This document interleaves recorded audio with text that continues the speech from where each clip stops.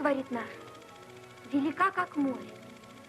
Но только принадлежать я тебе не могу. Творческий путь известна советская актриса с якутскими корнями Кюнна Игнатова сродни погоде прибрежного морского порта, где лучезарные дни славы сменялись бушующими, как шторм, съемками, а конец актерской карьеры словно безмолвный закат.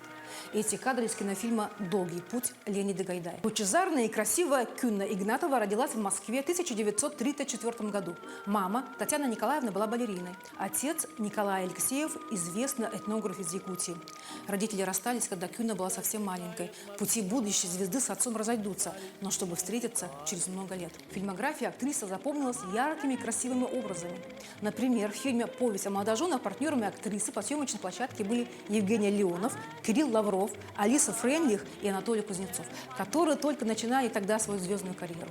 Она была студенткой, когда в 1955 году на экране вышел первый фильм с ее участием.